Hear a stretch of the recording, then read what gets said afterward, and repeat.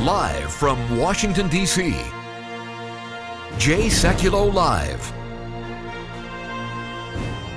Phone lines are open for your questions right now.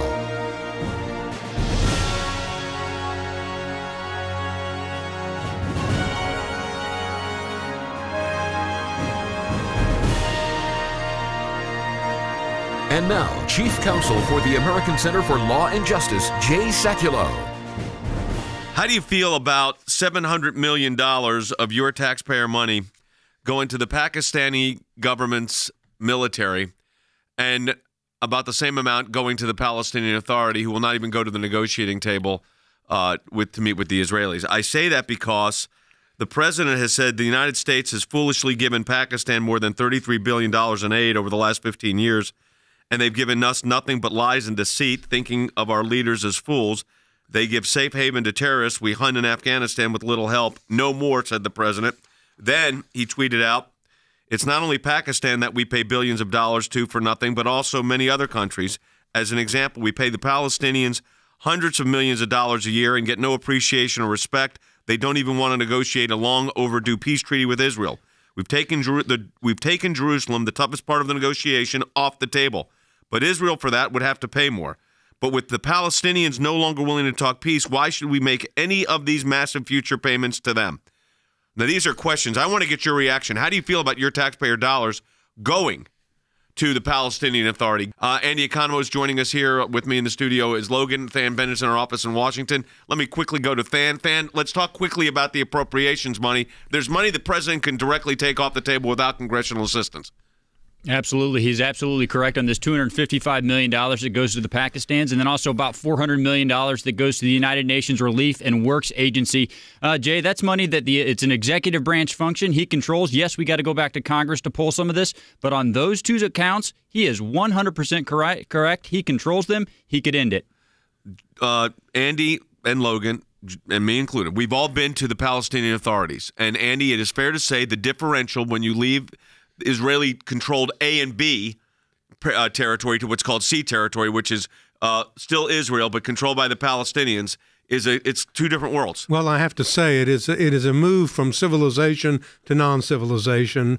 I have been there 6 times, Jay. We have been into the territories controlled by the Palestinians, the territories controlled by Israel. You leave one, you have flowering trees, you have beautiful fields, you have bustling streets and highways and marketplaces, and you go to the other one and you think you've gone back to Berlin after the bombing after World War II, or what Hamburg must have looked like after the carpet bombings of the wars. And this is years after the state of Israel was created, and the Palestinians well, these have refugees lived there. camps are 70 years old now. Right. And so I think that we have to recognize that what we're dealing with is the Palestinian Authority has no authority. And then when they make these threats against Israel and Israelis, we need to realize exactly what we're dealing with. And you know what we're dealing with? We're dealing with a government that is not a controlling government. And why should we give them billions of dollars over the course of just a few years? We've got a petition up at aclj.org to defund the terrorists at war with Israel. Why would we give them our taxpayer dollars? If you want to support that, I encourage you to do it. Sign that petition at aclj.org. That's aclj.org. You can call us at 1-877-989-2255. That's 877-989-2255 or aclj.org. All right, we've got a lot more ahead, including some of the information we shared in our movie, The Export. Back with more in just a moment.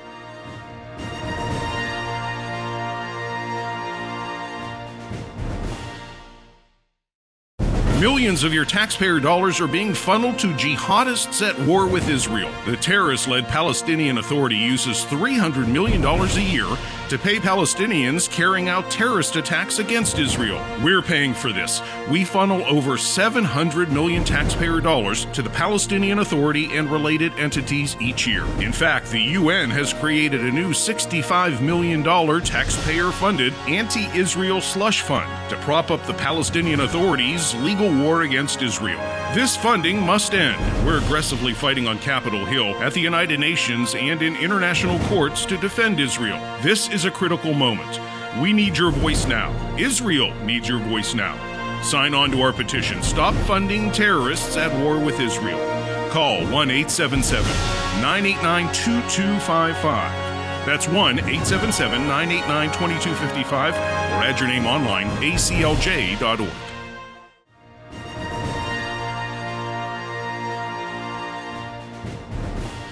We put together a documentary on the situation with Iran. We've edited it recently to get it focusing on Iran. Take a look at some of that. Israel is preparing for a war. If you go to the Air Force fields, if you go to army secret camps, if you go to special units, if you go to the chief of staff in Tel Aviv, you would see people preparing for war, preparing for a strike on Iran and the possible outcomes of such a strike, or preparing for Iran trying to burn the area in order to divert attention from the nuclear project. One of the most dangerous areas of the region in the Middle East is the border between Israel and Lebanon. Lebanon, of course, is now controlled by Hezbollah, and that means you've got a radical Islamist government controlling actual government facilities, including the military. 2 Israeli soldiers were recently killed in the very area where we are now at. In putting this documentary together, we wanted to talk to those that are not only talking about the conflict, that are doing strategy about the conflict, but actually the soldiers who are engaged in the conflict. So we've had this situation, we talked about this with the lack of uniforms. It's a different kind of warfare. They're hiding out in villages. Yes. How do you go about defending your country when they're engaged in this kind of activity? Well, like I said before, it's very hard. We try to learn on a daily basis what kind of movement is a citizen movement, what kind of movement doesn't serve any cause except Hezbollah tasks, and we know from certain places what houses they own, what houses they would like to take over in a battle day. Is it house to house? Yes. They can. They live among the citizens. Among the citizens, you can see a Hezbollah house, regular people house, and we had something in battle days before. The citizens just leave the villages, and it becomes a little war zone inside the village. So Renan, relative calm looks like. But right over there and right over there are 2 villages controlled by Hezbollah, and we've got, coming in our background right now, jeeps from the Israeli Defense Force. This is the blue line. How significant of a zone is this? How dangerous of a zone is this? I must say that in my experience for the past 30 years, I've been to this movie before. Yeah. Maybe the difference is now it's a 3D movie yeah. with so many other forces involved. But this is a security border in Israel. There's peace now. It's a fragile peace. It's a deceptive peace. Why do you say it? We talked about that before. Why deceptive peace? It's deceptive because at any moment, these 40,000 rockets and missiles on the border with Lebanon could, be sprung and fired against Israel. We have a village here, Khule, okay, a Shiite village on the border out of several hundred Shiite villages, right there. And this village, now it's quiet. Now there is clearly an understanding and orders from Hezbollah not to start anything right now because it doesn't suit neither Hezbollah nor Iran. But on every September 11, they fire rockets into Israel. Why? To commemorate 9/11. Every September 11, which in a sense shows you what has changed from the first Lebanese war to the second Lebanese war, and which requires us to be on guard 24/7. All right, so talking about 24/7, you got jeeps coming up right now. What's the function? What are they doing? You're military. Well, they're conducting patrols along this border to prevent any effort by the terrorists at any given moment to break through the fence, to kidnap soldiers like we had in the past, or to penetrate into one of the settlements here, which are now enjoying relative peace. Yeah. But that relative peace is dependent on these young boys who patrol this border 24/7. So here's the other question. So it's a battle with Hezbollah, but is it really a battle with Iran? No doubt. I would say that the confrontation with Iran starts here. We are in one of those hot spots. It looks very fragile, very placid and very quiet, but at any moment, if Hezbollah, the leaders of the Revolutionary Guard in Tehran, or their proxies in Damascus decide that they want to start a war, it serves Iran, they'll start firing. So is it fair to say that Iran could call the terms and the timing of a conflict? No doubt that Iran calls the shots, not only here, it calls the shots in other parts of the Middle East where it can use its proxies and its control and the influence over terrorist organization to steer havoc, to create a shooting war. It's true in Iraq, where Iran is involved. It's true in other parts of the Middle East. And no doubt here is the largest concentration of, I would say, frontline Iranian troops. Hezbollah has 40,000 missiles deployed in the villages, in villages just like this. Right, in villages like this. And for us, or for these people here, these young people, it becomes very difficult to discern who is a friend, who is a foe. They are entrenched inside civilian neighborhoods, inside the villages, underneath the houses. They have stockpiles of weapons ready just for the order to go. And therefore, it requires us to really be very vigilant and maintain readiness on a 24-hour, 7 days a week. And that's what these young boys are doing here. Well, you have to understand what is at stake. What is at stake is your whole war against international terrorism, when you get the biggest supporter of international terrorism in the world under a nuclear umbrella. What is at stake are your alliances, not just with Israel, Saudi Arabia, Kuwait, Bahrain. All those countries are looking for American leadership. And if they feel completely unprotected, well, what you're going to get is a Middle Eastern version of fitlinization. They will begin to receive Iranian delegations, and they'll try and make do with the Iranian leadership. What that does for the supply of oil in the future, for the price of oil, and basically the whole global balance of power, doesn't look good. Insecurity, but also the ending of democracies like Israel as we know it? Right. I think in a multipolar nuclear Middle East, you'd have many countries looking at the one next door saying, I wonder if I should strike first before he strikes me. And I would think at that point the use of nuclear weapons becomes almost inevitable. Last question, and that is, can the world afford to wait?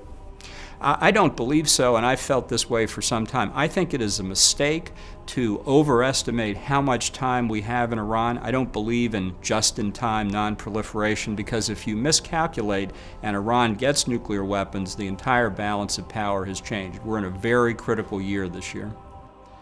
Sanctions so far had tactical successes, but they did not reach the strategic goal. The strategic goal is to convince the Iranian regime that if they continue the project, the sanctions would cause demonstration in the street and the collapse of the regime. Sanctions must convince the Iranian regime to rethink the whole project over again and cancel it. If sanctions won't work, and so far they don't, Israel would take the decision, the Israeli Prime Minister, Benjamin Netanyahu, or for that sake any other Israeli Prime Minister, would take the decision, launch the bombers, call for the strike over the Iranian nuclear sites, knowing that it would bear severe consequences, but still would not let Israeli and Jewish population be under threat of annihilation. The trauma of the Holocaust is so strong and is so inherent to the Israeli genome, to the Jewish genome, that no Israeli Prime Minister will let a hostile country that calls for the destruction of Israel have the capability to execute such an extinction.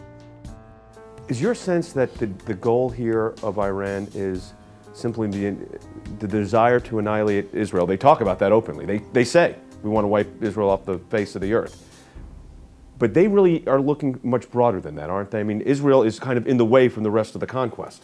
Yeah, the main reason for trying to achieve a nuclear capability is to be able to cope with Israel and probably to destroy Israel. Because once they will have such a bomb, they will face a very, very huge temptation to use it. And I think that they might use it. I don't want to be like a rat in a lab waiting to see either the Iranians will use a bomb once they have it or they will not use it. I think that the Iranians have demonstrated a pragmatic and rational policy when the regime was under threat of annihilation. They know that Israel would strike them back with nuclear weapons. They know that Israel would put them back to the Stone Age.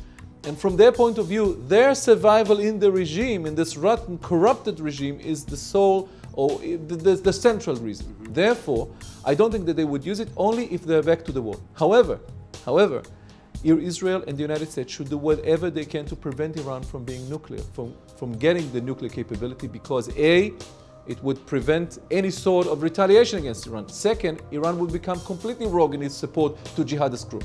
Third, it would start a nuclear war race in the Middle East. And you know, this is something you know where you start, but once Sunni, so-called moderate countries like Egypt, like Jordan, like Algeria, like Saudi Arabia would acquire a nuclear weapon, this is going to be a very unpleasant place to live in. There is a way to put the Iranian regime, first of all, in a dilemma, whether to become nuclear or to survive. And by putting this regime in the dilemma, I believe that at the end, they prefer to survive. And it should be a strategy consist of 4 elements: political isolation of the regime, crippling economic sanctions, Western support to the internal opposition in Iran, and a credible military option to convince the Iranian regime that there is no way to escape or to get away with a nuclear option. This is a war that we can win if we are stubborn and not let the other side have the upper hand in the initiative. This is a war that if the United States and Israel are persistent, can be won. But in order to win this war, the threat must be truly perceived. And I'm not sure that by all Americans, and by all Europeans for that sake, the extent of the threat is well perceived and understood. First of all, you call the enemy what it is. Sun Tzu, who's the great military philosopher and theologian of ancient China, wrote that if you don't know your enemy, you will lose to your enemy. So first of all, you've got to name the enemy. And I hope that, that the American people will educate themselves of what a Sharia is, what Islam is, and what the purpose is. The United Nations is not going to stand up to radical Islam. The United States has to lead pro-Western democracies with that Judeo-Christian foundation to what those democracies are all about, and realize that's the future for all of us. We've got a petition up at aclj.org to defund the terrorists at war with Israel. Why would we give them our taxpayer dollars?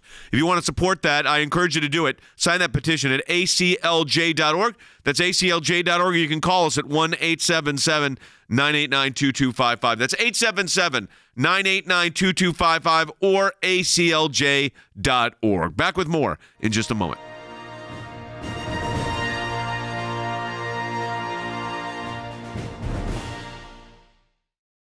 Millions of your taxpayer dollars are being funneled to jihadists at war with Israel. The terrorist-led Palestinian Authority uses $300 million a year to pay Palestinians carrying out terrorist attacks against Israel. We're paying for this. We funnel over $700 million taxpayer dollars to the Palestinian Authority and related entities each year. In fact, the UN has created a new $65 million taxpayer-funded anti-Israel slush fund to prop up the Palestinian Authority's legal war against Israel. This funding must end. We're aggressively fighting on Capitol Hill, at the United Nations, and in international courts to defend Israel. This is a critical moment. We need your voice now. Israel needs your voice now. Sign on to our petition. Stop funding terrorists at war with Israel. Call 1-877-989-2255. That's 1-877-989-2255, or add your name online, aclj.org.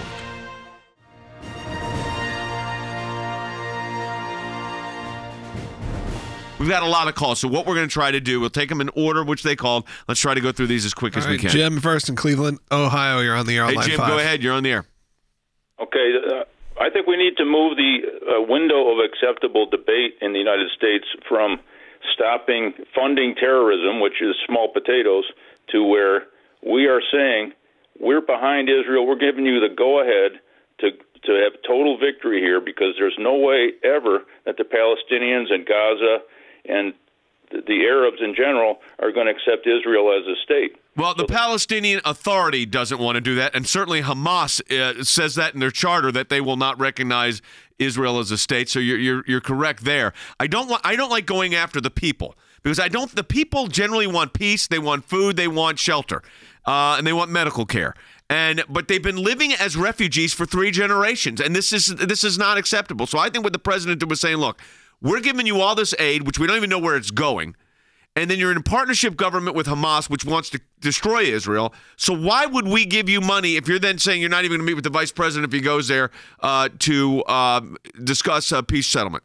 So I think that, you know what, then fine, you don't get our $750 million in collective aid. See how that works for you, Palestinian Authority. That hurts the people, by the way, although I don't think the people are the beneficiaries anyways. But it's not a good move for the Palestinian Authority. Maybe this approach gets them to the table, because certainly for the last 40 years, nothing else has really done it. And that's just the truth. All right, let's take another call. All right, moving on. Let's go to Nancy in Ventura, California. You're on the air. Hi, Nancy. Hi. Hey, I just have to say, this whole thing with looking at finances and money and all of that stuff, having an accounting background, the word debt and deficit really aggravate me. Yeah. So how does our country justify sending money to people like this when we could be putting that money toward, our military and all of that other stuff? And I think of it and I kind of relate it to, like, if I was living in debt myself and I had to make my mortgage payment on my credit card, but then I walk over to my neighbor and go, hey, I'm going to make your payment too. Like, you just can't keep doubling your debt to help somebody else. Well, here's the thing. You raised the interest. The idea was, Harry, that you would support these other governments with our aid because that would be beneficial to stability in a region or stability and relationships with the United States. It just hasn't worked out that way. Absolutely. And so I think we've been operating under an illusion that funding would lead to peace. Instead, funding has led to both corruption and terror. And I think the facts on the ground suggest that we can no longer justify continued funding for the Palestinian Authority or for the Pakistanis unless there is a sea change in both of those regions. Mark in St. Louis, Missouri, called within a second of each other. Mark, you're on the air. Hey, Mark, go ahead. Hi there. Yep. My question is this. It's been going on for 40 years. Yep. We know there's corruption on their side. Yep. But let's face it, we're supposedly have the brightest and the best in those offices on our side. Yeah. So it goes to reason that there's something that needs to be checked out or investigated as far as corruption on our side. That just the UN has got. I mean, the corruption in the UN is epidemic proportions. I think that the question that you're really asking, and I'll go to this fan on this, is does Congress have the will to start when the president starts saying this, to really start looking at this? The truth is, I don't know, Jay. Mark's correct. Congress has been appropriating this nearly $400 million every single year for several decades, and I would just double down on that. This got proportionately worse several years ago when Hamas joined the unity government, because then, Jay, it went from a bad idea to contradicting federal law. We cannot fund terrorist organizations. Hamas is one. Congress is on the hook for that. And I think it's important to point out this whole unity government issue, because this unity government is a non-starter. It's a non sequitur. It's an oxymoron. There's not a unity government. There's not a unity government between Fatah, the Palestinian Authority, and Hamas. The only reason the Palestinian Authority can even stay in authority, let's just call it what it is because the Israelis are there to allow that to happen. Because if not, Hamas would be taking it over, throwing leadership from the Palestinian Authority off the top of buildings. Well, Jay, which is what they've done in the past. As you've pointed out, the situation in the Middle East is multidimensional, and it's very complicated. But the reality is that the Palestinian Authority has teamed up with Hamas. Hamas is a terrorist organization. Okay, right. Why should we continue to fund them in their activities instead of funding the people directly? The President of the United States has made a strategic, very astute call. I'm not giving you any more money. End of story. You're not going to get it. Right. All right, we got two more calls, and I think we can do them in 3.5 minutes, Logan. All right, let's go to Chris in Nevada. Chris, go ahead. You're on. Hi. I take it China and Russia don't fund these organizations or countries and wouldn't fill the gap if the U.S. pulls out. Good question. On the UNRWA funding, I've got the top 10 donors, and not on the top 10 donors are Russia or China. And I'm looking at it, Will. Is that correct? Yeah. Of course they fund Pakistan. But they don't fund the Palestinian Authority. You know why? Nothing they're going to get out of the Palestinian Authority. Now, we do, and we're getting nothing for it.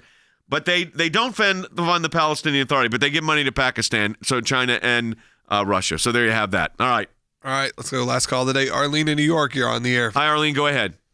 I believe in humanitarian aid, but I believe it makes absolutely no sense to give our tax dollars to governments and organizations that are going to use that money to hurt us and to hurt our allies. It makes no sense. It's just, I think it's been used for appeasement and for a bribe, and it hasn't really done any good. I heard David Davenport on WMCA comment saying the Republicans have voted in the tax reform and the tax cuts, but haven't made any provision for budget cuts, and that they'll have to cut Medicare and Social Security. I'm concerned about that. I'm 64 years old. Yeah, let me ask Stan Bennett that, because I think that statement's out there. I just don't think it's correct.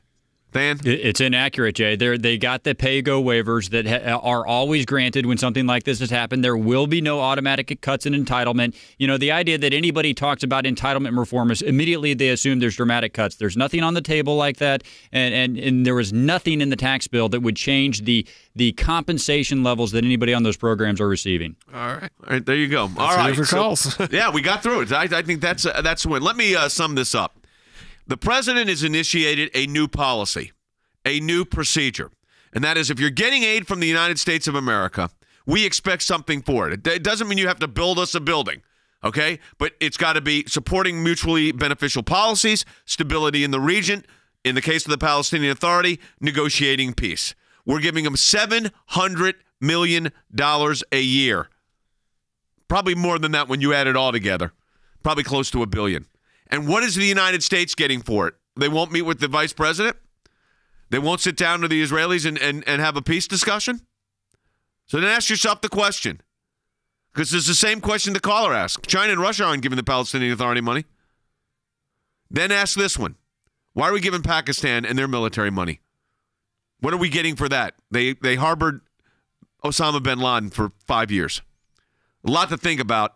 A lot of good moves, I think, by the president on this. I support those policies. I think these were the right policies to get this moving and change the paradigm, change the way this is viewed. Well, that's going to do it for the broadcast today. We've got a petition up at aclj.org that I really want you to think about, pray about, and sign. It's called Defund Terrorists at War with Israel. It's our taxpayer money, almost $1 billion a year, going to the Palestinian Authority and Hamas while they're at war with Israel and Israelis. They've killed Americans as well. We got to take action at Congress. We want to do that. You can go to aclj.org, that's aclj.org, and sign the petition there, or you can call us at 1-877-989-2255. That's aclj.org, or 1-877-989-2255. We'll see you next week.